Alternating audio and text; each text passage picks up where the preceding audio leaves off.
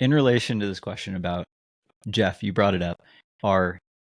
Would you say are agents the new coaches? Yeah, That's are kind of agents today what coaches were 10 years ago? In 2016, I think there was all this, sudden interest in getting a coach, elites head coaches, some more recreation participants in the sport head coaches, and this coaching boom really happened in a big way. And I think some folks were well positioned to end up with a significant roster. Are we looking at the landscape of agents in the kind of sponsored end of this sport? Are they in the same place that coaches were 10 years ago, where there's just a couple in the sport and all of a sudden everyone wants one? And that's because right now, currently, there's a lot of athletes out there seeking representation from agents to help get sponsored. A follow-up question that I thought of that I wanted to throw your way was, do you think that there's kind of a false sense of security? Like similar, I definitely see the value in having a coach, in that being like, if I get a coach, I will get better at running. That's not always the case, but do you think there's a kind of false sense of hope in that a lot of these people are like, well, if I can just get an agent, they will get me sponsored, when it's a lot more nuanced than that? Yes and no. I think the similarity for me comes from, as an individual, you're an N of one and you only have the context of yourself. And so if you're not doing a great job looking at your training and understanding your race performance, and actually like really looking back at, what build you did to get to the performance, whether it was good or not, like that's being an N of one and not even really like diving into the data. A coach, maybe they got 30 athletes. Maybe they're working in a coaching system that actually works with 100 athletes, and it's a coaching staff of 7, and they're able to pull all of this data together and be like, I think they were doing too much speed work too close to the event, whatever it is, right? The same goes for sponsorships. The same goes for being represented in the sport. If you're an N of one, you're just shooting kind of into the dark. Like, hey, maybe our favorite thing to say, right? Maybe this brand will take a chance on me. You don't have the agent who maybe is seeing like what 5 or 6 other athletes working with that company, that dream partnership with DeWalt or, Red Wing or whatever, like what those athletes are making. And I use non-endemic sponsors purposefully here, but also, where's that Courtney DeWalt or DeWalt partnership right now? Yeah, Good these Lord. are the questions we should be asking. Okay. So Brett, I think it is nuanced. I think it's more nuanced than that, in that like,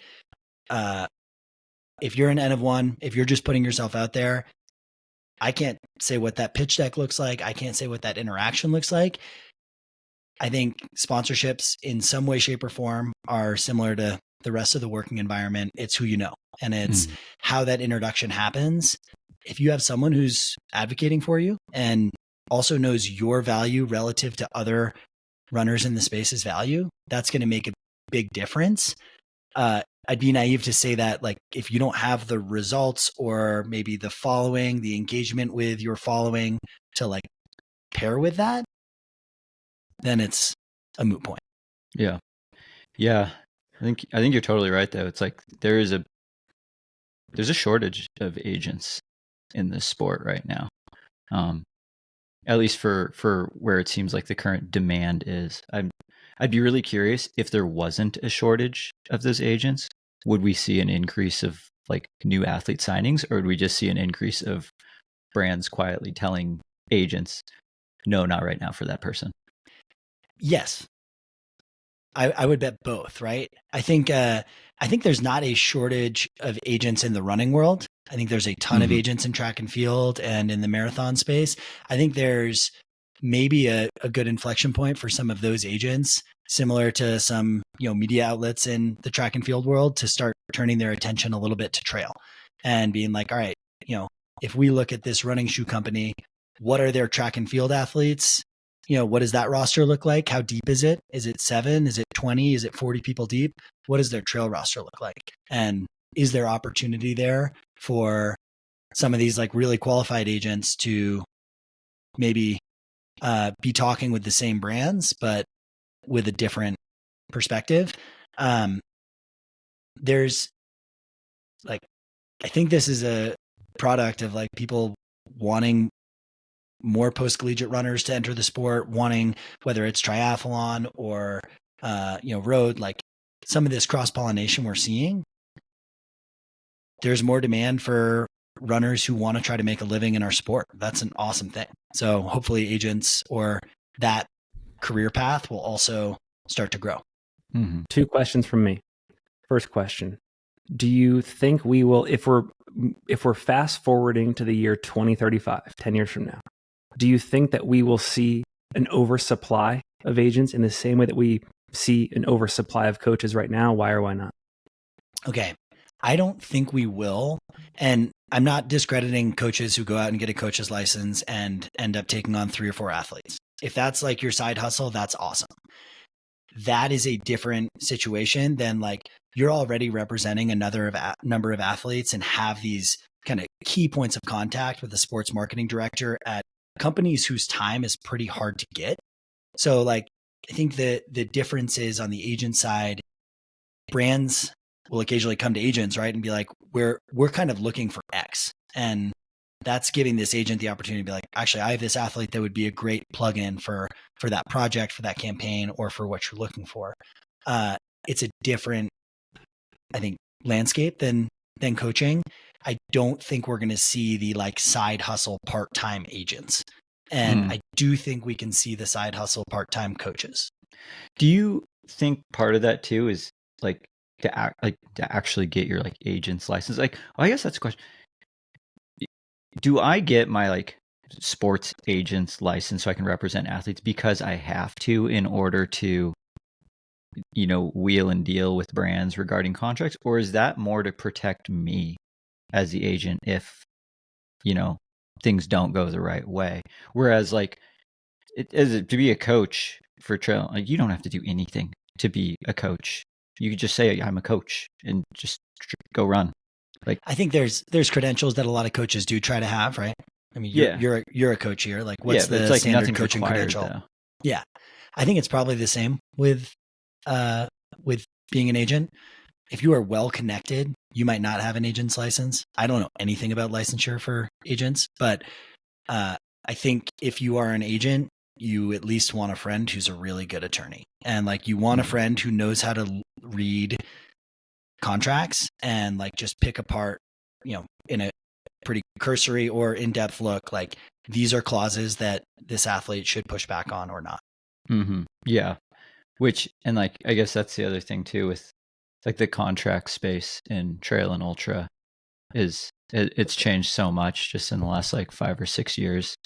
Like getting to read through some like older looking contracts and how like bare bones and archaic they look versus now where they're a fat stack of papers and at least appear much more professional. Like, it seems like if I was an athlete, looking for that kind of representation, I would definitely be wanting someone who's like had some proper schooling in regards to like, what does this shit mean?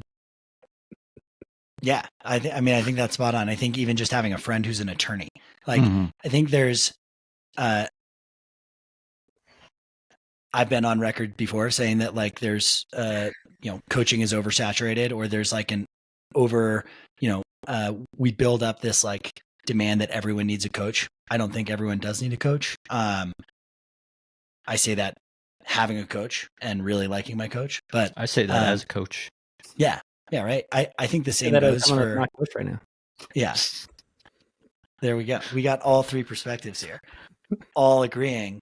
I think the same can be said if you're a professional athlete or trying to get a professional contract. Like, I don't think everyone needs an agent. And I think there's a lot of hype on the agent bandwagon right now because of some publicity, like the Tara Dower store coming out last fall that like got a lot of hype. And, there's a couple agents in the space who are getting a lot of attention. That is great. And like, we're seeing that demand. If you don't have access to an agent, like, with ChatGPT nowadays, asking, like, putting a contract that's in there and asking, like, for kind of the legal feedback or advice, like that might even be enough in some way, shape, or form to understand the agreement you're getting into. But having access to an attorney, would be huge. That's getting to that point where you have that conversation with your brand, with a brand. Yeah. From my perspective, the first 5 years I was in the sport, I would reach out to brands and get ghosted. And like, that's the reality I think a lot of athletes face. Yeah. And it's probably only getting harder to get a reply from a brand as an individual, with how many more people are reaching out. And like how disconnected they want to be from, those. Like I've tried to work with brands like outside of running where it's like, it's hard to communicate with them, but then you talk to someone who's like sponsored by them. They're like, oh yeah, they get back to me in like 6 minutes. And it's like, yeah, that's just where the brand's priorities are. Yeah. I think go for it, Finn. I was just going to say, Brett, I think I found my next business. I think I'm going to start a subject line and overall email writing masterclass for athletes. Oh yeah. I'm going to get your open rates up by like 15%. I got you this contract season. Hell yeah. I love that. You're going to get a reply. Cold email wizard right here. You're going to get a reply. Yeah. Check out these photos of me. Look at the size of my feet. It's like, do I want to click into that email? I was going to say, I think like there's a guy on Instagram, Coda Runs. He's doing a long build to Cocodona. That's someone who like basically is like, hey, I got this vision. I'm just going to do this project. The amount of brand support we've seen him pick up since he started doing this project, I think he's 100 something days in now, is huge. And like that goes to show if you have a vision, or like if your vision is to race at the top level of ultra marathons and trail running on like the Golden Trail, that might be harder to stand out. But in his case, he's like, I'm going from the couch to Cocodona, follow my journey. I'm going to document it really well. I think it's an amazing example of someone who's like, you could try to find, brand support before that project starts, or you just do the thing and see what happens. Yep, totally. This is a super, again, I think the example that I'm thinking of right here would probably only happen in a world where agents in ultra running, like only the big survive. Like if we see these like really, really big time agents that have, let's just call it like 50 to 200 athletes somehow under their book of business. But I could see a world where because they have such a large clientele and there's such a limited number of shoe brands in the sport, they are trying to outfit 10 athletes into the same brand. Totally. And at that point, they are no longer, in my opinion, from an incentive standpoint, exclusively in the camp of labor. At that point, they're also trying to make sure that they're currying good favor with managers. And then I could see a scenario where because they want to make sure they get the most number of deals signed for those 10 athletes, maybe individually, they aren't getting the best possible deal for each one. So unknowingly, unwittingly, each athlete might, like, they go to this agent hoping to get more than they can negotiate for, but exactly how much more would they be getting if that agent is already undercutting their potential by trying to get something for the mass? Yeah, I hear you there. I think like Howie comes to mind. Howie is Meb's brother. Yeah. His agency deals mostly with track and field, but there's a couple big names in trail running who are represented by Howie. If you go to their website and you look at their agents, I think it's a roster of like 16. Like, it's like maybe 20 people are working under that group. And like, you can guarantee there's a round table happening where they're like, hey, trying to get representation for this person. Like, let's talk Nike. Let's talk Adidas. Like, and they all have a touch point with these brands. So that's where like, yeah, I think you start getting more results, but also maybe those results are like in some way compromised because of the sheer number. It is funny looking at the track and field agencies because, you look at the athletes they represent and you're like, wait, like you represent Woody and Grant, or like you represent all these athletes who are just head to head with each other every week. But I almost think being an agent, it's almost like not meant to be something that scales from a client standpoint, because I think you do inevitably hit this point where you have conflicts of interest between athletes. Yeah, it would be interesting to see how those would come up in trail over the course of like, an agent increasing their roster size. So I work in the ski industry, and some of the athletes that the brand I work with sponsors, they are represented by big time like talent agencies that are working in the NFL or NBA. And it's always so interesting chatting with those agents because like it completely flips the frame. And they're just like directly like, I want my athlete to have equity in your business. That's how much growth I want my athlete to build your brand. Like I want them to build the brand so much that you can't even deny the impact they've had. And that it's just like, it's a no brainer. So like you tell me what you need and like, we'll make it happen type of approach, which I was sitting there as like, kind of like, brand director being like, wow, like, damn, how revolutionary. You're really show me the money. Yeah. It's like, damn, you're going to bat. Like I'm thinking a couple $1,000s and you're talking brand equity. So I think there is a level where like, I think on the scalability, like the amount of clients one agent can have, you don't necessarily want to scale that. The amount of agents who have the same resource pool, that's something that's totally scalable. And then you want that agent to be the athlete's absolute champion and be able to like lean in and be like, this is my girl. This is my guy. Like, yeah. It's a kind of side question. Who do you think in the sport right now has like one of the deepest or biggest contact Rolodexes? Oh, I've got a name. I think Brian Powell. That's a good one. I think sure. I'm sure Brian has a huge Rolodex, right? Anyone who's especially because all the product reviews that Ironfar does now. Yeah, too. but that's the role I used to be in, right? At the brand sending Brian the product.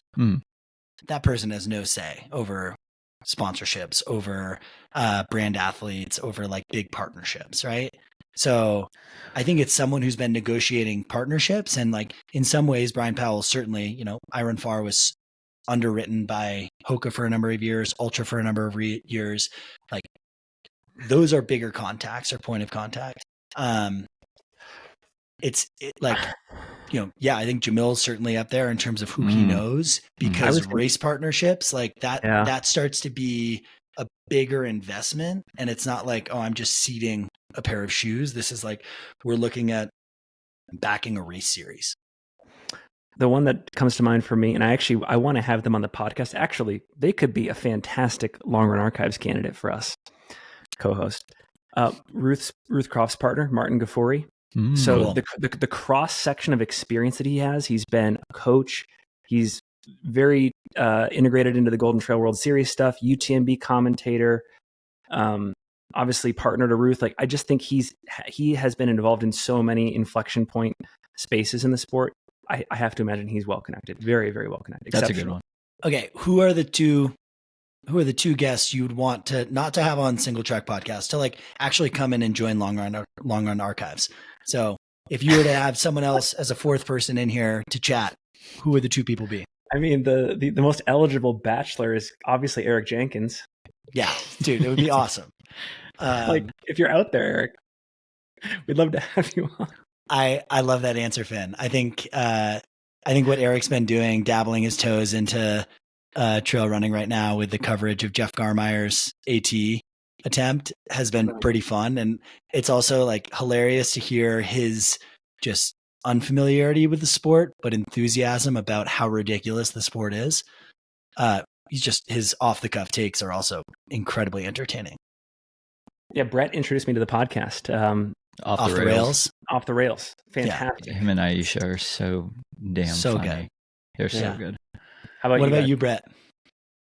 Dude, Finn, I think I just have to agree with you on this one. Like, I think Eric's would just be funny to like see, and also like not only get his take from kind of like an outside perspective on like what's going on in the sport, but also some of the crossover that's happening between like trail, road, track, because he also is extremely knowledgeable in regards to the sport. And like, he raced it at, one of the highest levels you can, post collegiately, and has trained with some of the best. So on top of being a very funny guy, he's also actually pretty pretty knowledgeable. They did a little bit of like, at what distance would Chris Chavez beat him in a race? Yeah. Or what distance would he beat Chris Chavez? And I was losing it. I was laughing so hard. Where did they ultimately come to? Just like, there is 10K. no distance. Oh, no, No, yeah. I think right. it was 10K or half marathon. He was just like, Yeah. I don't really want to run that. So I think I might be disinterested. But yeah, Eric would be amazing. I think for me, Cam Hanes, Courtney DeWalter, both of them, I think I'd be interested to know their perspective as we're just shooting the shit, like where they'd chime in, what takes would just be fully in agreement, or what takes they'd be like, I don't even think about that. Like, no, like I approach this completely differently. My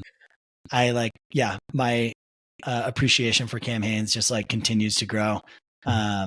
So dude, we got a feature in his latest movie. Yeah, we're famous. Dude. We're Cam Hanes famous. We made it. Yeah. That was a huge breakthrough moment. Ooh, you know who I would love to have on a long run archives is Killian. Yes. He's got like one of the biggest umbrellas in terms of just like knowledge in all corners of the sport. Guys, I have an idea. Let's come back to Killian in a second. I have an idea for next year's Western States where, again, just trying to like keep things fresh. What if each day next year, instead of like the standard, I mean, we can do a preview show, but like, what if each day is dedicated to like a unique Long Run Archives guest, and they just join us in studio. Like Monday is if Eric happens to be at Western States, like he comes in. Cam comes in on Tuesday. Courtney comes in on Wednesday, and like it's just a fresh perspective LRA each day of the week. I think that would be awesome. Yeah, yeah, we have a whole year to gather like topic content ideas. And Eric will fly you out. You know, we got this Delta sponsorship coming. Yep. But yeah, we gotta ask Eric who his agent was. Get the inside scoop from him, because he's maybe retired from the sport enough that he's willing to talk about it. Yeah. Okay. Humble brag.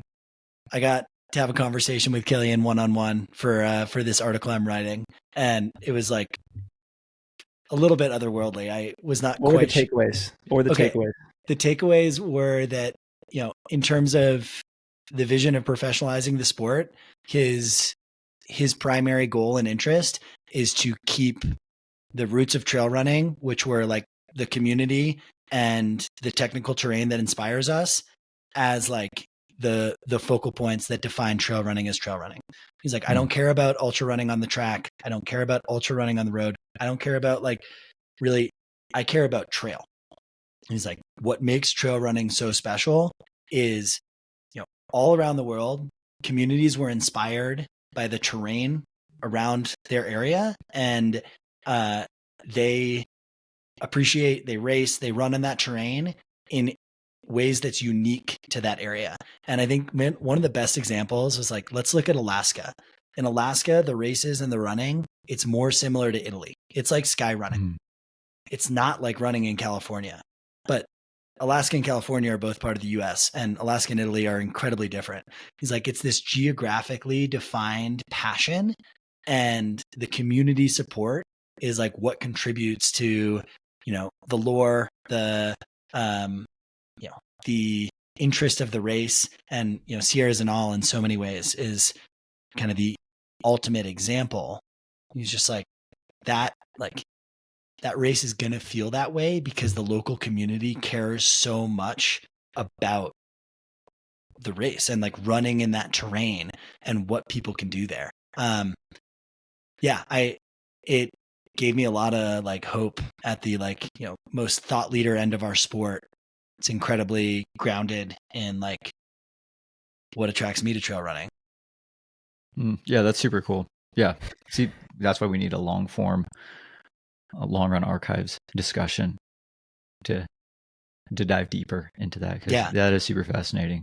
One of the other things was just like separate. He's like, trail running is not cross country, right? And like we see these like contrived cross country courses with hay bales, and like it's like that's not it. That's not what we're into. Some people might also like that, but it's not trail running. Yeah. That's super cool. Dude, it's so again, I'm just thinking about this, and we should talk about the Mahoosuc Traverse in a second, but I have to imagine, did you interview him before you did the Mahoosuc Traverse? Yeah. At the point I interviewed him, I was still thinking about doing the Hut Traverse, and we got to talk crap on Jack Hensel a little bit. He was like, dude, you should get it. Like, but, no, I did it before doing the Mahoosuc Traverse, but it definitely fired me up more about being in the White Mountains, being in this terrain that like, is a full body workout in a way that trail running most places is not. So I was just, and again, this is super inside baseball, but like to really quickly go through this, I was in Maine in early August, and we do like a family camping trip over in Vermont, and driving through like the rooftop of New Hampshire, like where the Mahoosuc Traverse starts, and like you drive through like Gorham and Berlin, and like those towns still retain such a like industrial character and very much like extractive of the land character, you know, like it's just like it's working class, and like to recreate in those mountains doesn't compute. And so to think that like such a majestic route like the Mahoosuc Traverse exists in that landscape, and I don't feel like those communities utilize it to the extent that it's there and that special. Like as I was driving through, that was my thought. Yeah. For some perspective, Berlin is an old paper mill town. The paper mill is not as productive as it used to be, so it is a bit poorer than it was at its heyday. And the vibe in Gorham and Berlin is a lot of side by sides. A lot of ATVs are allowed on the roads. And then, you know, there's this like national forest and a bunch of wilderness land like right adjacent to it. And I'm sure there's a little bit of like maybe like antagonism. I don't know about antagonism. I think there's respect for anyone who wants to be outside, and like respect for all trail users. But I think there's probably some like polarity of like Randolph, this like, you know, amazing little like mountain trail community, Jackson, this amazing little mountain trail community. You know, there's like the philosophy, highly educated, I like to be outdoors, this is my playground landscape, where incomes are a lot higher and house values are a lot higher. And then there's the Gorham, the Berlin, more industrial towns where it is, it's a lot more blue collar, and you don't necessarily have that, that same kind of, people aren't there for the same reasons. Just interesting. Like the again, it was more so. It's just the contrast was fascinating to me. Yeah, but they both exist in the same place, because the Mahoosuc Traverse. I mean, actually, you know, while we're at it, sell the audience on the Mahoosuc Traverse. The Mahoosuc Traverse is, you know, about a 30-mile, about 11,000 feet of climbing, point-to-point route that was first popularized in the early 1900s. 1928 was like the first really stout time run on it. And I think it's important to always pay homage to like the gear that people were using when these early times were put up. It's not something we necessarily think about on like an FKT that's 15 years old. I don't think the carbon shoe jump is quite as much as the knee-high leather boot to shoe jump.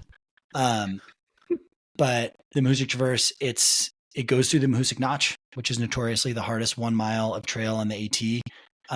To give some perspective, it's everything you can do to a rock, you have to do to a rock. You have to go under, you have to go over, you have to go around. I guess you don't necessarily go through, but you do a lot of tunnels. You do a lot of like American Ninja Warrior-esque moves through this like 1 mile section, where if you saw this, you'd be like, this isn't a trail. That's like the general, it's like, no, this isn't a trail. And then other parts of it are, you know, 50% like grade climbs that are just like route ladders, or, you know, it's steep enough that there's iron rungs in the rocks as ladders. There's over 100 bog bridges, over 100, you know, ladder rungs like along the route. And yeah, just super gnarly terrain. It's really fun terrain. It's like what I think of when I think of, you know, my roots in trail running is like being in the White Mountains. That first 1920s record stayed until the late 50s, when a guy named Chris Getz absolutely blitzed the trail and brought it down to kind of the 8-hour mark. That Chris Getz record from 1958 lasted until 2014, and not from like lack of trying. Like people Cooked were steak midway too. He cooked a steak and ate a steak. Yeah. At Gentian Pond, like 20 miles in, which is amazing and just adds to the lore of the route. So it lasted till 2014. The record was broken in, a couple times since then. Before I went after it in August, Hillary Girardi had the overall record at 7:14, I think. And to add one piece of illustration, what Jeff is describing to the audience, this section of trail, really from Route 2 in New Hampshire to Katahdin in Maine, is so remote and so rugged. When they were conceiving of the AT back in the 20s and 30s, they almost stopped the trail. Like the northern terminus was going to be at Mount Washington because everything north and northeast of that was so freaking rugged. So like, I think the Mahoosuc Traverse is like so emblematic of what you encounter after Route 2. Yeah, I think that's a good way to put it. The White Mountains are super tough. But if you're a thru hiker, there aren't many points in the White Mountains you have to like take your backpack off to like get through the trail. And like that's kind of the next level of terrain difficulty that you enter. The Mahoosucs come right after the White Mountains. It's still, part of the same zone, but like you definitely have to take your back off to get under these rocks and to like get through the trail just in itself. A lot of like 4 or 5 foot step ups, climbs where you're like, I'm full body exercising here. The fact that this is on like a trail run route for me, like is kind of the spice that I like. But it is such a cool route. Thanks for giving it some attention because hopefully people go and session it and keep trying to work that time down towards 6 hours. So how did it go out there for you? It went as well, I think, as it could have. I had only seen the top 16 miles of the route. So most everyone runs it north to south. And I was surprised by like the enduring challenge of the final 16 miles of the route. So that was your first time doing the full. Yeah, that was my first time doing the full thing. I'd done like the most technical sections. I was like, I'll be fine. But I like made sure I had the map all down. It didn't rain. I mean, this is why Finn bailed on the 100-mile wilderness. It didn't rain in Maine in August until like the 28th. So I did it on the 24th. There was no water out there. I ran with 5.5 liters of water. So like a 15-pound pack. And if I hadn't done that, I would have had a really bad time. Brett, close your ears. I think I'm at this moment in time, I'm pro FKT over racing. Like I think for you personally, or for like all athletes. I think what does that even mean? As a consumer, as someone seeking inspiration on the scene, as someone trying to stay in touch with like elemental love for the sport, I think what is keeping me going right now is just the person, like maybe not even FKTs, like just the personal project scene where people are left to their own devices, no other incentives around them, nothing competing for their pocket or their attention. Like what you would do if you couldn't tell anyone about it, though, and I think it mostly falls in the personal project FKT realm right now.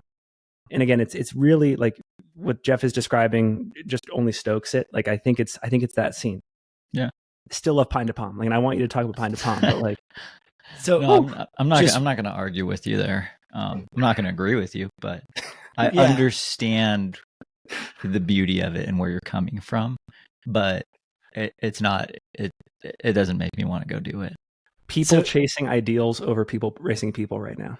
Yeah. To echo Finn's point, like that's what got me into the sport, right? Like I didn't know that people were out there racing. I only knew about basically like running in the White Mountains, the Hut Traverse, the Pemi Loop, Prezi Traverse, Mahoosucs. Like that's what was of interest to me because I didn't actually know there was a community of racing happening.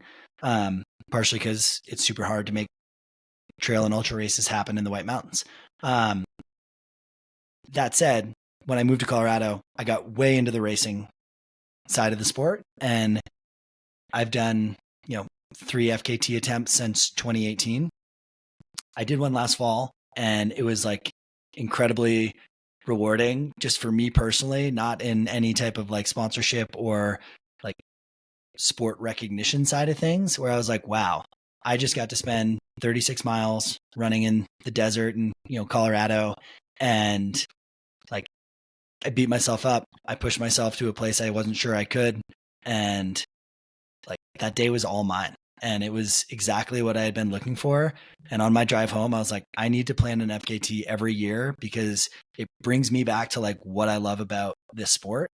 I'm not like the clinician and technician that someone like Jack Hensel might be of like, I need to wait for the perfect day. I need to totally project it like start to finish and make sure, I'm getting the most out of myself every day. Cause I think that's too reminiscent of racing for me. Like what I like about it is I'm inspired by this loop. I'm inspired by this trail. Let's go do a little bit of scouting. And like, I want to have myself a day, and you kind of get to make it your own in a way that I don't think is possible with races. So Finn, I love hearing that. It's definitely something I want to commit more of my attention to. And 12-month, in a year, like maybe that's 6 or 7 races, and maybe that's an FKT effort.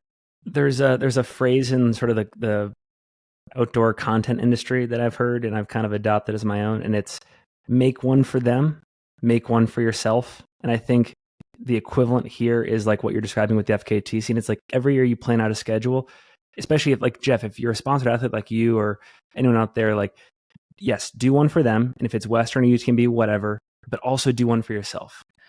That's kind of how I've always felt about like the smaller mom and pop races in the US. Like I've always loved going to some of the bigger races. Like Waldo. Waldo like race. Waldo last year was just like one of the ones I wanted. Pine to Palm this year. I mean, it's not a hyper competitive race, but it's like the point to point that ends 3 miles away from my house. Yeah, that's so cool. I mean, in some ways, like I think I got pretty worn down on our sport in like last summer because I was like 3 years in a row of my full focus being Western States. And like that race really feels like it can feel like you're doing it for yourself, but it like there's a big sponsor, component to it. And I don't think I had the right why going into it. Right. Whereas this summer, High Lonesome kind of felt like me doing one for me. And I was like, I love that. I love that feeling. I love that. Like, just the entire approach to it was a different reframing for me. Yeah. Can I, switching topics just a little bit, or a lot, I should say. Let's do it. Not a little bit. Definitely a lot. I'm going to do a UTMB like headline stat dump. Okay. I have like 6. I'll be quick. And if any of these resonate or you want to further comment on, just wait until the end and speak up. But here we go. Now I have to remember them all. Okay. Dude, I found these interesting, so hopefully you guys do too. First one, Kareth Arnold wins TDS, right? What's interesting to me, this is the first ever ultra athlete to win a UTMB week flagship race. Very interesting. Robert Hajnal got second at UTMB in 2019. So kudos to Kareth and ultra there. Asics had not won a UTMB flagship race since the reign of Xavier Thevenard back in the 2010s, and the 1-2 finish of Tom and Ben Demon is only matched by Solomon, who did it 3 times, Killian and Francois in 2017, Courtney and Kristen Berglund in 19, and Courtney and Cami Brias in 21. So that's pretty cool. And what does Asics do with that? 140 exhibitors in Chamonix during race week. 600 content creators got licensed. The UTMB broadcast reached 10 million viewers across their broadcast partners in the live stream. France banned athletes on the world's team from racing at UTMB. I think they were the only nation to do that. Francois was 4 for 4 at UTMB heading into this year before DNFing. So every time he had been on the UTMB start line, he had won until now. That kind of battles against the UTMB Academy, like slow build theory. But sorry to interrupt. I was supposed to hold my tongue. Like, and I just wrote down. This isn't even a stat; it's just an observation. I just wrote down scientific approach of Ruth Croft versus the vibes approach of Courtney Dauwalter. I think you could probably extend that to the men's race too, with like Tom Evans versus I don't know, but like I just wonder if like there's an inflection point there. So that's my dump. Yeah. The commercialization stats are super interesting, like the actual vendor numbers and what was going on there. A question that I had written down for like the UTMB recap kind of spot was like, did Worlds being in 3 or 4 weeks from now have any impact on this year's UTMB? And from what you're saying, it sounds like from a viewership commercialization standpoint, not at all. No. I mean, you were there. It's like, did it seem like there was any less hullabaloo than normal? Dude, the biggest takeaway I had from being at UTMB this year was, like, I know there were a lot of takeaways, but the overhead one was, oh my gosh, this sport not only has fans, but like a ton of fans, rabid fans. I mean, maybe they're all European, but like every single possible consumer-facing spot on the course where like people could congregate and cheer on runners, it was not even standing room only. Like you had, like there was like, you know, bouncers at the doors being like, you can't cheer on here. You know, it was like Notre Dame de la Gorge, Jeff, as you know, like having been through there, like it was even, I mean, it was almost unsafe this year to be there. Like you would get swallowed by the, if Ben Demon had like fallen going up the climb, I think he would have been like stampeded on. Wow. You know, it was in Valor Scene. One of the craziest moments from Valor Scene, I was sitting at that little cafe at the bottom of the descent, and there's this point, maybe about 600 feet up, where there's like, I don't know if it's like this little like ski lodge or something, but the trail kind of empties out there. And there's this crazy crowd down at the train tracks, and they're like waiting for, you know, Tom and Ruth and Ben to come down, and they'll like spot them. And then just this massive, like ground shattering roar starts. And for the entire rest of the descent down to the crowd, they're just being cheered on. And like, you'll probably see photos of Tom Evans out there. Like he's, you know, like pumping, he's totally vibing with it. Like he's like pumping up the crowd himself. And just for me, many takeaways, but the fandom piece is the big one. It's just, and you won't get it here in the US for many reasons, but just insane. Okay. That's awesome to hear, because my takeaway from not being there was more in line with Brett's, of like the commercialization of UTMB kind of has made me sick and like disinterested. And that should, and the fandom piece is very cool. I think, like outside.run shared some content of like all of these competing run groups on a single run, like all trying to vie for attention and stuff. And it like had me think of like, what could a brand actually do to like stand out at UTMB? And I think like paintball or a drinking contest would be like great ways for a brand to activate in a way where like they might not be lost in like the absolute, you know, chaos. I don't know what the word milieu means, but it's a French word and I wanted to use it. Right. Like all of these auxiliary brands are now activating in Chamonix. It's not just like the main run brands. It gave me like real Black Friday vibes of like being online during Black Friday was like observing UTMB week. And like the only way to get visibility or stand out amongst all that noise is like truly being the biggest and the best. I think for most other brands, it's like kind of a waste of money. Like it's just screaming into the void. Yeah. Like the smaller like local or, you know, the core trail companies are getting completely stepped on by those with more money, which is, you know, it's like if you build it, they will come. It's like, it really feels to me like this time, like the brands are just capitalizing on them knowing like, oh, there's a big race here. There's lots of people here. Like, let's inflate ourselves. You know, we're seeing like, there was a whole bunch of, we're seeing more and more like marquee, like shoe launches at UTMB. Yeah. Like we're not even launch, just like announcements and demos and stuff. I think the funny thing, if we were to look at Nike's kind of shoe launch, Brooks shoe launch, and then we were to look at the Adidas 100K project that they did at the same time, shoe launch, like there was just so much content coming out in this 2-week window. I don't necessarily think of any of those as a success. Like the Adidas 100K, that was like in and out of the news cycle so quickly, so fast that like that's a huge activation. It's just a challenging time of year to try to steal attention from what's going on in Chamonix. For sure. Yeah. The obvious long run archives question here, as UTMB has obviously no longer become cool, is okay, which race are we gentrifying next? I know. I say let it continue to build at UTMB. Just like let it continue to turn into this thing. Finn, going back to your comment on the crowds and stuff, I wanted to get each of your takes on something that I just feel like we don't see in. I haven't seen it in like coverage of any other trail race, and that is hordes of fans running with the leaders towards the end of the race. Like the crowd going up. What's the last climb? La Flégère?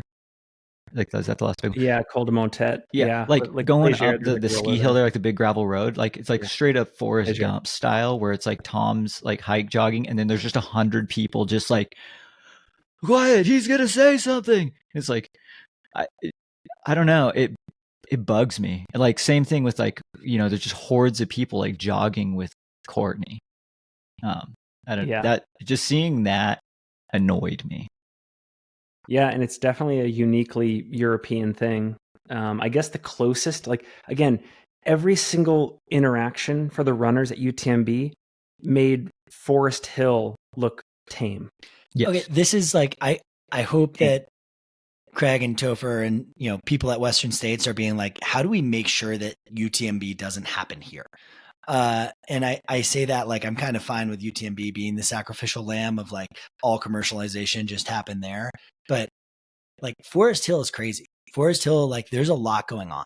I don't think we need chainless chainsaws being like revved at the runners' heads in Forest Hill. I don't think that's adding anything. In, like the climb up the kind of Notre Dame tunnel there, like that was the most overstimulated I think I've ever been in my life. I've probably had 100, my ass has probably been grabbed 100 times in my life, and like 95 of them were during that climb. That's a lot. That's the other 5 were maybe friends like making jokes, but like the amount of people who had their hands on me, just like touching me, pushing me up that hill while chainsaws are being like revved, while flares are, and like, it is like, it's super cool in some regard. It's also like not what I'm necessarily always looking for from a trail race. And like, I think Forest Hill's really special. I don't wish UTMB on Forest Hill. Do you think that UTMB officially is going to like cater towards the athlete that plays into the crowd? Man, I just got real Hunger Games vibes. Yeah, when Katniss is like not necessarily playing in, and her other friend from District 12 is like pumping him up, and it's like that's where my mind just went. I think in some regards, like look at Ruth, right? Like look at Katie Scheid, like as quiet as possible and like out of Chamonix and not in the mix. Like let's slow things down. I have a goal. It's to show up and race this race as well as I can. So it can still be done. I think so. I think it's a challenge. Yeah. I think it's like not staying at the team house. It's not being in Chamonix. It's not taking this opportunity to socialize with all the people who you're excited to see and don't get to see, most of the year. Mm-hmm. Yeah. Yeah. I'm sure you guys have some takeaways from the race. I have one that I think was interesting, which this really seemed like a gear management kind of year.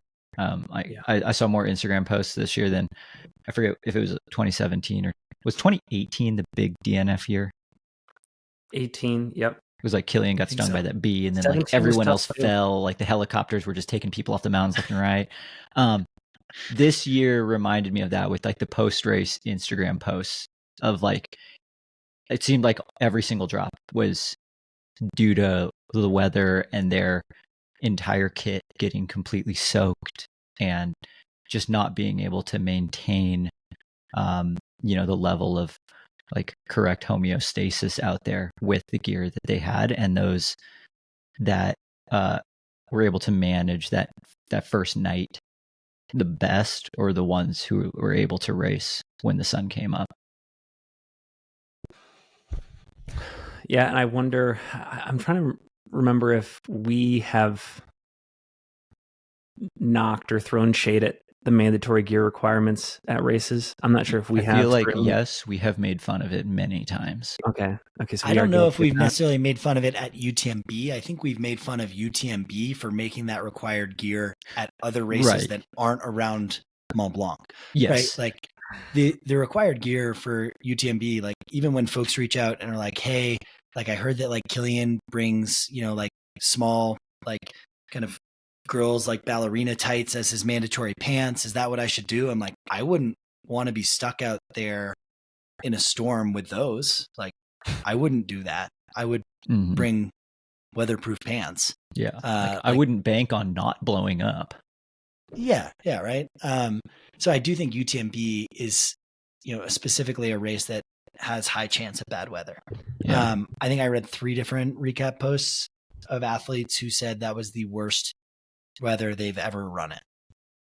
Yeah. Which in a race setting, that's tough. And it sounds like, it's one of those situations where if you adhere to the mandatory gear list, and like make sure to stay like right just above the bare minimum for everything, for most people that wasn't enough. Like listening to both I think yours and Free Trail's post-race interviews with Ruth, she like over-indexed on the cold weather gear because of what she learned at Transvolcania, where she had like the cross-country ski gloves, a heavier weight Gore-Tex jacket. I didn't get through the whole Tom interview before this, but I don't know if you guys talked about like some of his gear choices. In a photo, he was wearing like the Showa, like fully rubberized, waterproof, insulated gloves. Yeah. Which like, that's what like ski mountaineers wear in like really, really crappy conditions. Like I saw that and I was like, that's next level. That is not like a light polar fleece glove with like a wind hood. That is like, basically kitchen gloves on steroids. Yeah. And to that point, he actually mentioned that it was almost like a damned if you do, damned if you don't situation, because you do want to layer up, but then the challenge after layering up is, for example, with those gloves on, trying to rip a gel off, or unzipping your coat to get to a bottle. So like you encounter fueling issues after that. Yeah. I heard about drink more calories. I thought that was super interesting, where he was like, I didn't open really any gels during the worst weather parts. Instead, I was just like carb densing my fluids and just drinking it there. And then I thought it was really interesting too, how he talked about going through some periods during the race of like pretty low carb fueling, and then some other periods of like very, very high carb fueling where it wasn't linear. Yeah. Like at Western states, it seems like a lot of the fueling is like very linear, but not the case, at least for Tom at UTMB. Yeah, he called it a geography-based fueling plan, which I thought was fascinating. Yeah, that's super interesting. I've never really thought about it like that before. Yeah. In some ways, like, just to throw it out there, in some ways it's geography-based because of where aid stations are, right? Like, in some ways you're doing a geography-based fueling plan because this is the amount you're carrying until the next time you see your crew where you're getting more food. So I think in general, like this whole carbs an hour thing, like, it's just hilarious that the one place carbs an hour doesn't work is in a race setting where you have a limit on when you can get stuff, right? So, but like, I also you can average it out, but it always ends up like in a race setting. I think like the puzzle we're always trying to figure out is like, okay, so if I want 120 grams an hour, like that's going to be easy for these sections, but then in this section, it's like next to impossible. Gosh, I have a couple takeaways. I think, again, I don't really have much to say here other than I haven't seen it very often. And that was seeing David Sinclair at CCC running downhill with poles. Ruth too. And Ruth did it. And I think even Tom did it at some points. I didn't even know that was a thing. And I guess, are we entering this era where like you never even put the poles away unless it's like on like flats? I don't know. Are we going back to the fixed pole? The fixed pole? I mean, like stronger. I've heard some people at the very top of the sport sources lend a lot of credence to this fixed pole theory. Yeah, at UTMB. If you're really good with poles, and like I would probably put David Sinclair and Petter and David Norris. He didn't use them, but like these are Nordic skiers who've skied at either the championship NCAA level or the Olympic level. They're very good with poles. I don't think they'd have any issue with fixed poles and running with them all the time. If you are not like super good with poles, running downhill with poles, I think of the section going down to Valenciennes where there's actually significant roots and a little bit more technicality, like you might trip yourself up. So I don't think I don't think we're going to see all runners. Finn, you're disgusting. Yeah, can we just call Finn out real quick on what he just did there? He's eating gels. Finn's eating a gel. He's fueling during our podcast recording. You're really getting into the Long Run Archives mindset right now. It's a long run, folks. I, for one, still believe in out. slow dripping carbs. Okay, sue me. How many grams of carbs are in that sachet there? Again, I'll just give him a shout out because in a package of Huma gel which just showed up at my door. Thank you, Huma. And they have this very Spring Energy looking. Why does it look like an awesome sauce? Oh my God. That's the part that kills me. It actually tastes, I have no affiliation. It actually tastes pretty good. And I was telling you guys offline, I would actually put this on toast. So, what flavor is it? Is it apple? It is. It's green. Apple pie. So it's like. It is awesome sauce. It's literally an awesome sauce. Yeah. Except like Huma with like some chia seeds in it. Exactly. So. As I was saying, I don't think it's going to be like, hey, the secret to UTMB is for everyone who's like just getting acquainted to running with poles or like whatnot to run downhill with them. There's pluses and minuses. You know, we were talking about the geography of running. Oh, does it make more sense to fuel on the downhill for that big climb that's coming up? Well, then put your poles away. Like have your hands out to be able to actually eat. If you're hammering up Grand Col Ferret, like you might not be eating as much because again, you're using both your poles, and anyone who's been both in inclement weather with poles and trying to fuel, it's really hard. So I don't think fixed poles or like always having your poles out is the right call. I do think if your knees hurt and you're running downhill, the poles are probably going to be beneficial and helpful. I thought it was really interesting listening to both Tom and Ruth's, some of their post-race interviews, and the emphasis that they put, like, not only in just the immediate UTMB training block, but like from like January to now, the emphasis that they put on getting good at hiking, because neither of them were that good at it. And, the word, I mean, we've heard this buzzword many times, but it really seems like fatigue resistance won this year's UTMB, because that was like their key to success was working on that aspect of their race. It seemed like they were both plenty fast enough, but they needed to get like much more mountain strong. I had a conversation with my strength coach, Danny Blake, yesterday around, Evoke coaching, which is the kind of umbrella that both Tom and Ruth are under, as well as Caleb, coming off Western States win and Trans Gran Canaria win. Like they push weighted hiking and weighted descents. And that's like a pretty old school mountaineering approach of like, I'm going to throw a bunch of weight on my back and go uphill. And it can definitely have negative impacts on your hips, on like certain parts of your body. But interesting to see Ruth and Tom attribute, that type of training to some of their resilience. It got me thinking about like, in terms of mountain athletes, and the major coaching umbrellas we have out there with like Swap, CTS, and Evoke. Like I think Evoke is doing something different, in terms of preparing their runners for mountain races and really bringing that mountain athlete side of the sport in. It seems like they're also blending like a hyper specific, like scientific approach as well, where, I think Ruth and Tom both talked about like basically no junk days, like where there's like a very specific reason to like every single day, every workout, like Ruth has an entire like stats person on her team. Tom's very numbers oriented and like getting out the lactate meters. And like, it reminded me of the scene from Remember the Titans when Coach Boone is talking to Petey for like the first time. He's like, why are you smiling? And he's like, because football's fun. He's like, are you sure about that? Is football fun? He's like, well, no. He's like, well, now you're thinking. Why are we thinking? Like, you got to quit thinking, Petey. And he's like, okay, no, football's not fun. He's like, are you sure? He's like, no, sir. Zero fun, sir. And that's why, Ruth has talked about like only being able to really commit to 100 miler per year. It's like, and Caleb kind of talked about this as well, where it's like the amount of focus and like specific work and dedication that he put into Western States. He's like, I can't do that like 2 times a year. The point in Ruth's kind of recap, I think with you, Finn, my wife and I were driving across the country, and she woke up and was listening to a point where Ruth said she didn't run any runs longer than like 4.5 hours. And I think that like stuck out as, when we talk about like no junk miles or no junk days, like a 4.5 hour run, that's not super long, right? No. Yeah. And actually, yeah. One quick thing. I liked the part where she said there was a moment in track and field when it was in like women's track and field, maybe 50 years ago or whatever, when the winner of the shot put and the high jump was the same person.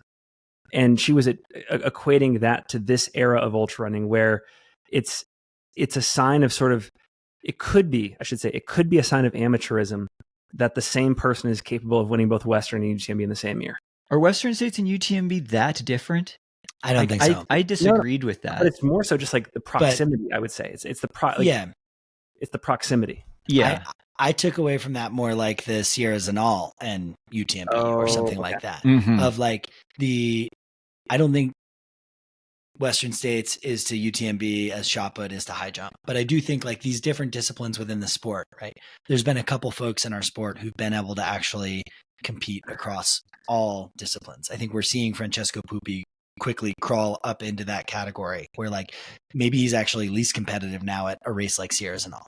But like Jim has won big in a lot of different settings. Katie's won big in a lot of different settings. Is that the like discipline sub ultra? If that's your focus, you're not going to be able to compete at UTMB and vice versa. I thought it was really interesting the talk about like Ruth basically saying like the UTMB Western States double is like becoming like dead. We're like more regarding winning both. When like didn't Katie just do it? Like didn't Courtney just do it?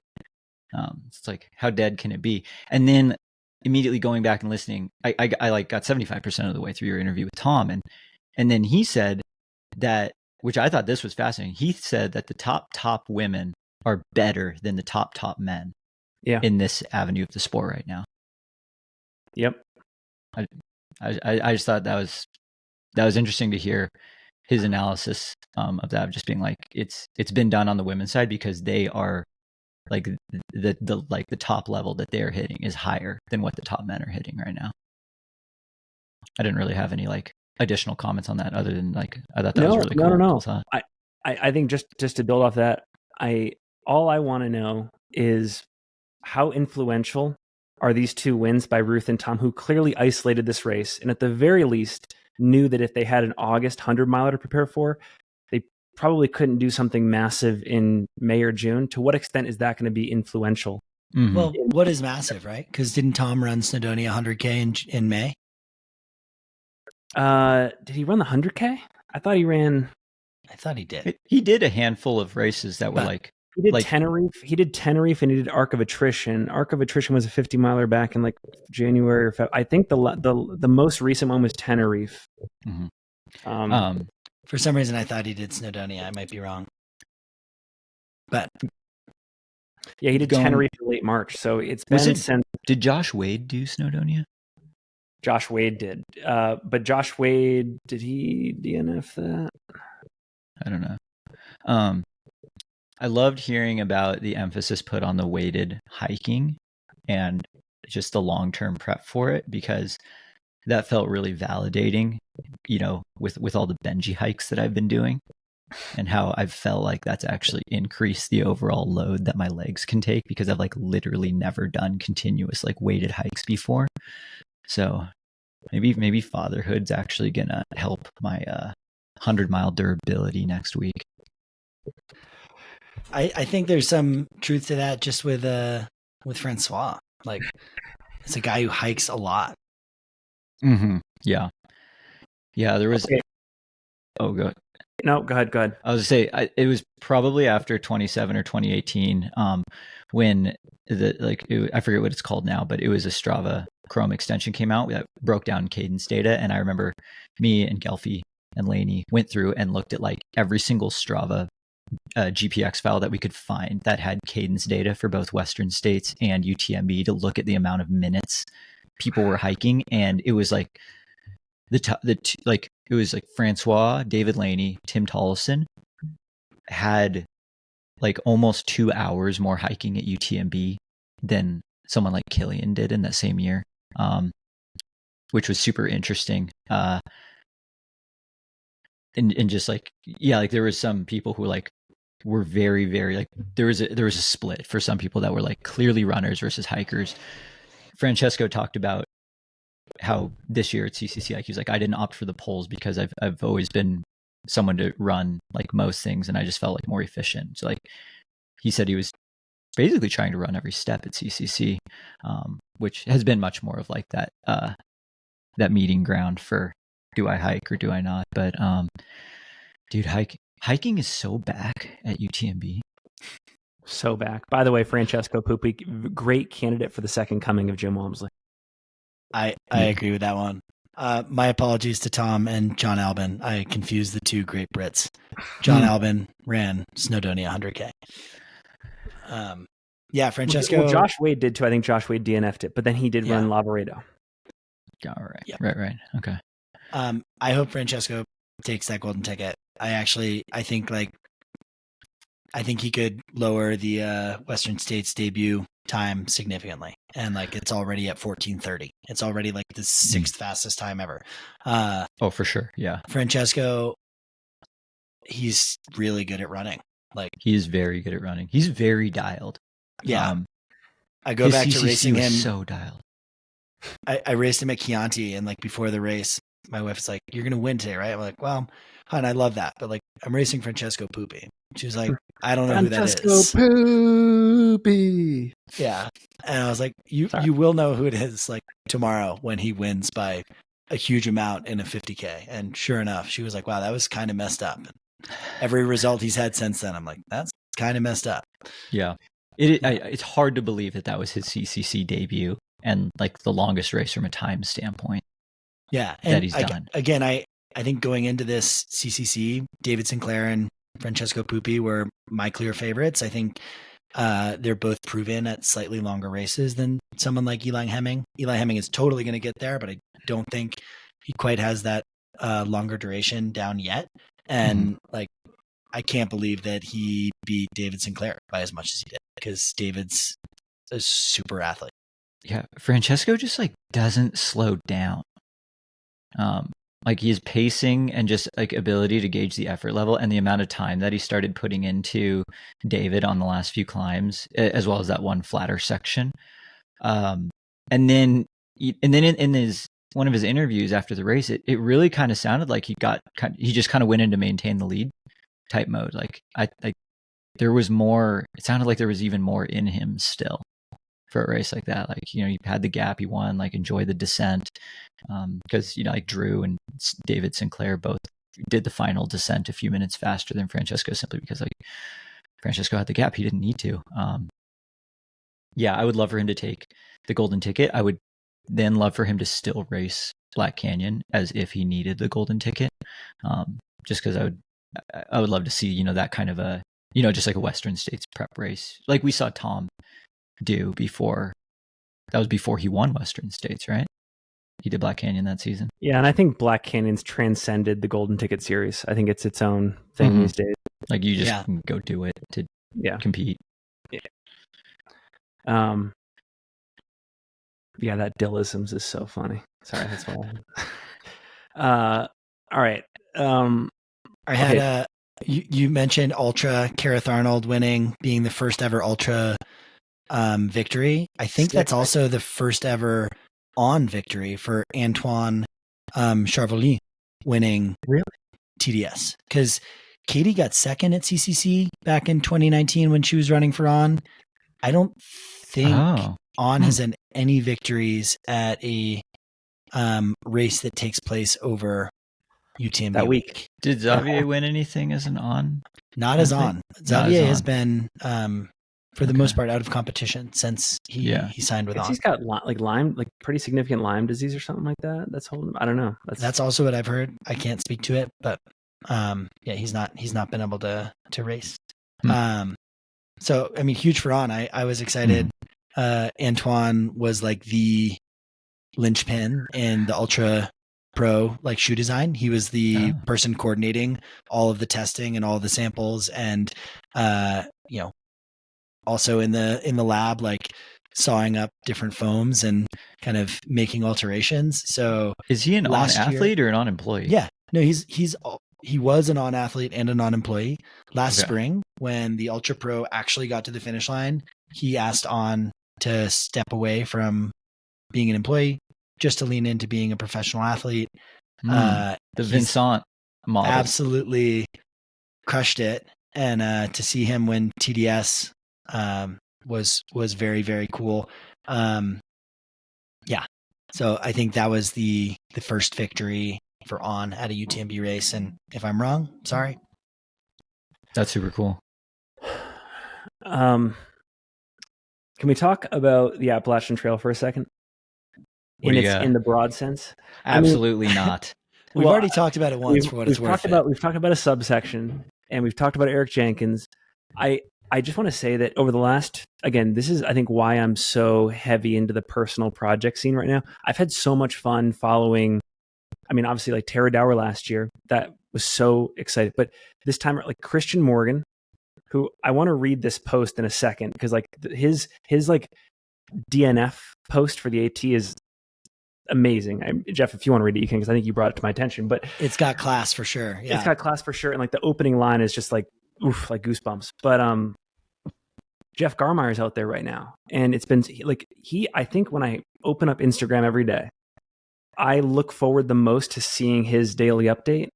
And he's doing this self-supported attempt on the AT right now. He's trying to break, I think, one of the best FKTs out there of all time, Joe McConaughey, sub 45 days or whatever. I think he's a little bit behind. And today he had this post, which just shows how much accountability you have in his scenario, where I think he was in the Shenandoahs and he had pre-mailed a package to this wayside and it just simply didn't show up. Mm-hmm. And it accounted for about 160 miles of supplies. And, now he's just out there like doing the next 30 miles on like 500 calories. And he's got to like hope and pray that next spot, which I think is like a glorified gas station, can get him another 150.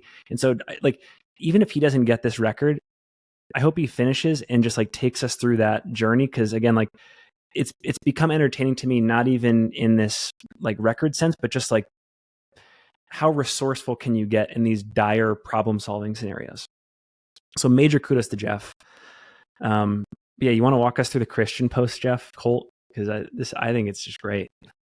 I think I can get it pulled up real quick here. All of this, pardon that noise. All of this chaos is happening on the Appalachian Trail like today, right? Christian pulled off today, and February 5th. September 5th. Yeah. But yeah, here it goes. I think I love Tara Dower's response as well, but he starts off with, "It is with greatest happiness to announce I found my limits. There is no sadness." What a line. Yeah, so good. "There is no sadness in achieving your best, and I certainly did that. The record held by Tara Dower is out of reach. Myself and crew sat down last night, calculated the distance needed covering, and the time remaining would not allow me to achieve the goal of setting the fastest known time." He goes on to say this is just a factual post, and he'll post more of an emotional response later, but that opening is just so good. "It is with great happiness to announce I found my limits." And Tara's response, "Finding the limit of your human abilities is a gift. You gave it all you could. So proud of you. Your effort was wild." So Christian, very fun to track. I hope Jeff Garmire stays with it so we can continue tracking him as well.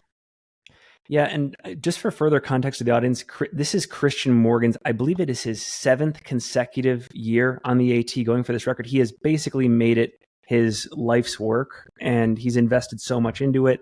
There's an age factor here. I think he's in his mid to late 40s, so there's just been that like window of opportunity, like father time that's been creeping down on him. And last year he was on record pace going northbound, and I think it all cratered in Western Maine. So like he's been knocking on the door, and it's been so good.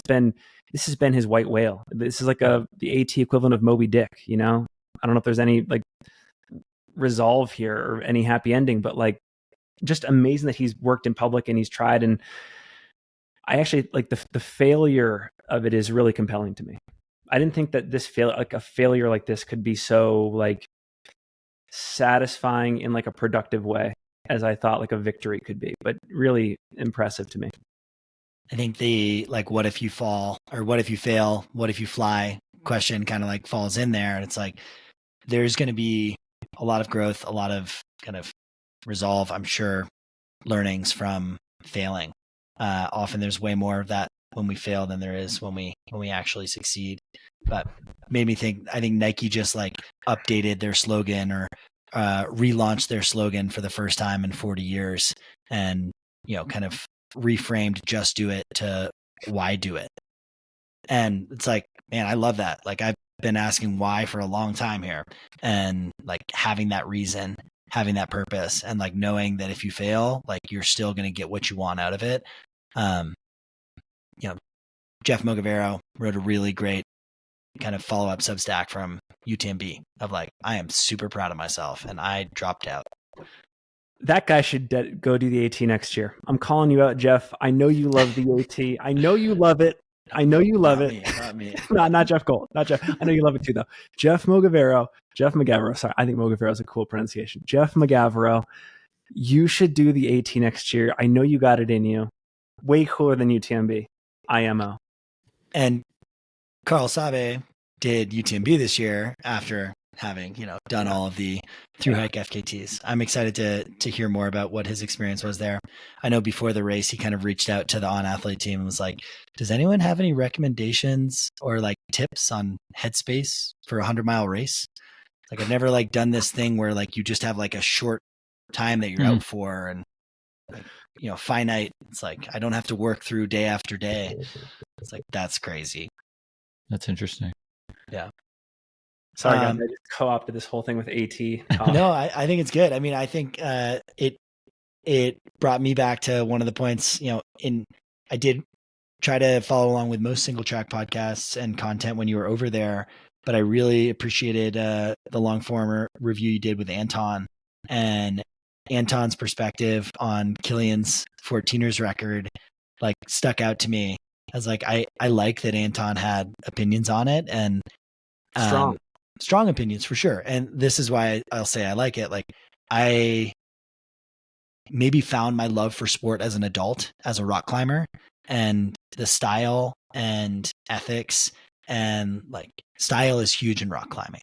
And it's like you see kind of climbing ethics come true and through more than you do in a lot of other sports. How you went about doing it is maybe more important than the fact that you went and did it. So I love that Anton's bringing that to what Kilian's currently trying to do, which is like he is biking to link up all these mountains, but he's got a support car, and that support car is going to take his bike from one trailhead and bring it to the next trailhead. And like, I hear that it's maybe not as pure as like you self-powered, you are out there on your own. Like, why do you need the support vehicle? I also just love that, like, you know, whatever, Kilian can do what he wants to do. Like, this is where he's finding inspiration and to do all these cool, like, mountain link ups across the US, like across the Western US, specifically Colorado, California, Oregon, Washington. Like, it's like really sweet. Is he going to pass my house? Like, because he's got to go from Mount Shasta up to like Rainier. He's going to pass my house like middle of next week. He'll be like in the Elks. I should reach out, see if he needs a place to crash, because it's a pretty good amount of distance between Shasta and Rainier. Yeah. I mostly brought that up because like I actually really appreciate like the element and approach of style in our sport, and like the how you went about doing it, I think is kind of it's what makes String Beans FKT so impressive. Yeah. Jeff or Brett, I got a question for you. Okay. Off the top of your head immediately, when I say whose style in the sport has the most influence on you, what association immediately comes to mind? Dude, I play that game in my head so often when I'm on long runs, is like, who's motivating me to be out on this long run right now? Like, I think a lot of it's always recency bias with like, what race did I just watch, or who did I just see run? Like, that's inspiring. Not that I like ever think I'm gonna like, oh, I'm the second coming of Jim, but I've just always liked his style out on the trails, and I think more as a fan, like, than anything else. Like, it's never been anything that I've like really actually tried to emulate, because I'm just like, that's not who I am as a runner, but it's one of my favorite to watch. And getting to talk to him more at like Western States this year, the like head games, the mind games that he like plays with himself, and like his internal dialogue, I thought I've actually taken that a lot into like my running. Just not like do it exactly as he is, but like, where can I go in my head to keep motivation levels high and not just start like daydreaming, and then before you know it, you're just like walking on the side of the trail. Because like, you know, I do definitely still want to like not only finish Pine to Palm, but I would like to run it as fast as I can. Get the dub. So what was that? Get the dub. You've had so many solid ones this year. Now It it's would be time. really cool. So it's like, Win what it. do I need to do? What do I need to do mentally to like stay engaged and stay there the whole time? And so that was a big one. And then just seeing the level of just like controlled intensity that Jim brought to OCC this year was really cool. Like, I actually happened to be up and watched the last hour and a half of OCC live, because we were in Vancouver, and Benji got up at 4:30 because he was just so stoked to be in a new spots. And I was like, okay, we're watching OCC. And just seeing him come into that last aid station and be like filling bottles, and like someone blows by him and he's just like, all right, like, I'm just going to continue to do what I'm doing, and then just like let the train start going again. And you know, he even ate shit so hard, like what in the last 400 meters coming around one of the final turns. Yeah, it was just really cool to see like that level of confidence. And we saw it at Western States with Jim last year too, where it was like, he's so good. He's gotten really good at not letting other people like fluster him. And yeah, I think that's the answer to your question. That was very long-winded. No, that was great. Who you got, Jeff?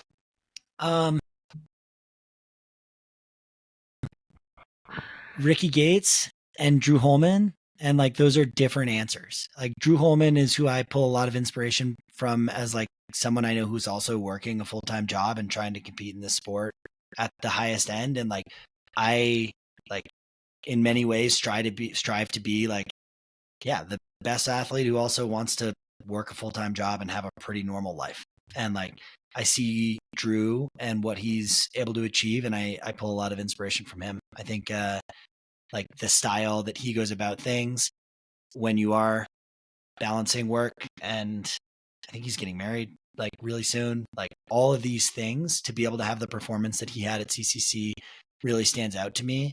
It is like making the most out of the amount of time you can allocate for that thing. And it's like a very different approach from the I'm a full-on pro. I get 20 hours a week of dedicated horizontal recovery time that's not sleeping type of deal. Like, yeah, that could be a nice bonus, but I love how Drew does that. Ricky Gates, because if I didn't work, I'd want to do what he does. And like, that's like Ricky still like the philosopher, you know, ultra runner is what's always been appealing to me. And I don't think any project out there stands up to Ricky deciding to run across the country, not for speed, but to get to meet as many people as possible. Like, that's the coolest confluence of understanding, exploration, and sure, there's like a physical feat in there. And I think the physical feat is what, you know, actually got a lot of people like stop and talk to him. Like, there's a guy running with a stroller full of food. This looks interesting, but I love that project. I go back to it all the time of like, that's the type of like weaving of, you know, social impact and adventure someday I'd like to explore. Oh yeah. Okay. Those are good ones. What about you, Finn? Oh God.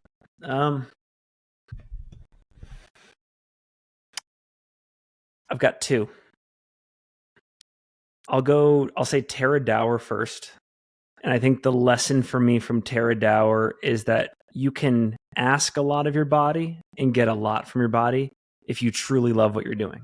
So there have been times when I've questioned like her schedule. I'm like, oh my gosh, like how are you doing all of this? This sounds like a lot. This seems to defy like the laws of physiology. But then I get to know her. I'm like, oh, actually, you love this. Like you genuinely like this is not really like a compulsion.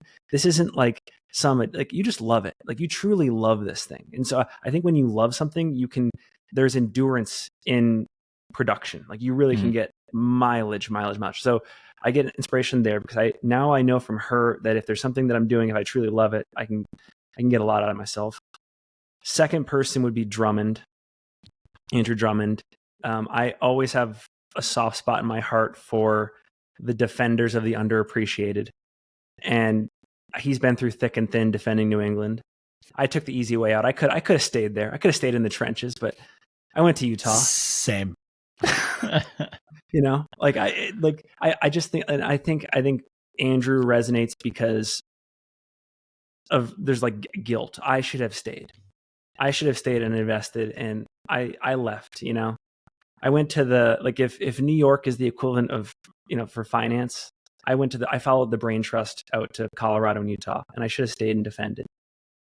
So I like survivor's guilt, dude. Yeah, totally. And I feel that too. I actually had the opportunity to be on Andrew's podcast last week, I think, and the we chatted about the Mahoosucs and about the upcoming White Mountain 100, which I think has been postponed a week due to weather. But I basically I said something on his podcast was like, you know, my dream for like my role in this sport is like to someday have the social capital to be able to organize and execute on like a tour of the White Mountains running race, like a stage race across the White Mountains. And I'm like sitting there looking at Andrew and I'm like, wait, this is what you've done. Like I'm saying this to the person who actually has done this. And like, I felt so kind of foolish. Because Andrew has figured out how to do the coolest 100-mile race in the country. There, I said it. From the border of Maine to the other side of Moosilauke, and like actually make it work in a format that, you know, it doesn't need the permits. It's tracker based. No one's starting necessarily at the same time. It's like a supported mass FKT attempt, and it is so cool. I think it took me like having that aha moment to be like, I actually really want to show up and do Andrew's White Mountain 100. If I'm talking about like doing one for me, because like that's giving him some respect for what he's built and also like returning to my roots. Hell yeah. Okay. By the way, I know we sold the Mahoosuc Traverse. So Brett, I need you to sell, I know it's expiring. I know that unfortunately this is last year, but sell the audience on the allure of Pine to Palm, because you're going to go win this race in its final year. Well, I think the allure to Pine to Palm is it's an old school point to point 100-mile through a pretty wide variety of terrain.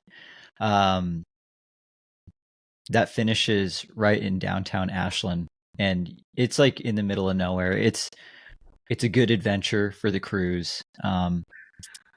It starts with a 5,000 foot climb.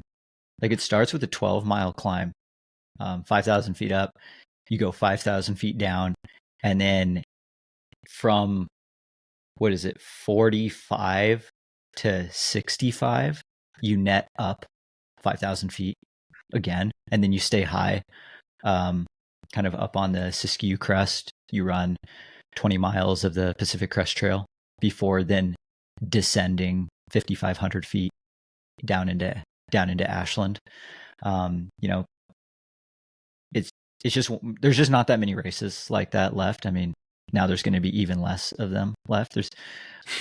Technically there's still time to sign up. But yeah, and it's just the amount of effort that goes into putting on a point-to-point 100 where, every aid station's used once, because it's not like a, point-to-point that doubles back on itself a whole bunch. It's like a relatively kind of straight line. The amount of permitting that Hal has to go through to get everything approved for that race. It's a nightmare, but when it does happen, it's just really cool. So yeah, it's sad to see it go, but I think Jamil and I have talked about this before, where it's like not every race that starts is supposed to last forever. Like sometimes they just like run their course, and then you can just tell stories about it. But yeah, it's just one of those where it's like every aid station there is just someone from the Rogue Valley community that's captained it for probably every single year that the race has gone on. And you're going to get that kind of mom and pop small town experience. There's virtually no cell service over the course of like the entire race. You follow it on ultralive.net. Enough said. Yeah. I mean, yeah, it's like that. Hell yeah. Okay. Yeah. Shout out Hal Kerner. Shout out Rogue Valley Runners. Classic. Okay. Before we go, any final topics, any final words, anything we should cover? I kind of said my piece and I feel good about it. Same, Brett. The only thing I'd say to you is think of, sorry about the noise. Think of your son and wife and like go out there and, win the race. I think, you were saying like get in the zone and be super focused, but I actually think focusing on those you love and those who support you can like be a pretty amazing headspace for an excellent performance. I think you're totally right. And they're going to be out crewing me. So this is going to be like Benji's first like big crewing experience, which we're pretty excited for because he just likes being outside and hanging out in the mountains. So, dude, and if we're talking about peaking for a race, you've just had so many consecutive solid ones dating back to the Black Canyon 50K. Like you've done everything right, I think, to really pop one. Yeah, I think I only lost to Jeff by like 10 minutes in that 50K. Great. Yeah. That race, not my words, but someone said that race was a rust buster for me. Hey, it was a pretty solid one. Brett, you're going to do awesome. I'm excited to follow along and see how it goes. And yeah, I kind of am like, damn, maybe I should come race the race this weekend. And dude, there's still time. The last one. Yeah. It's not a hard rock qualifier though, so what's the point? See, yeah, that's there's not a lot of why for a lot of people for this one because it's a really hard Western States qualifier. It's like one of the hardest Western States qualifiers that's like not a hard rock qualifier. I think you can get some allure from that, right? Though, like the Millinocket Marathon, like dude, I think other than being it's a free race, right? Like people show up to it because it's notoriously the hardest Boston Marathon or marathon qualifier, and like there's like some kind of goofy pride in that. Yeah. So it depends on how you spin it. Yeah, there's a lot of good history with Western States being a good like litmus test, or Pine to Palm being a good litmus test for Western States. Like the year that Timothy Olson set the course record at Pine to Palm. Next year he went on and broke the course record at Western States. Andrew Miller, I think this was Pine to Palm was his first 100.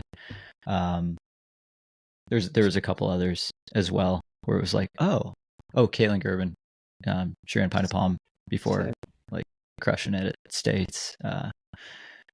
So yeah, I'm hoping to learn some things too. I've definitely still never figured out the like 100-mile with vert.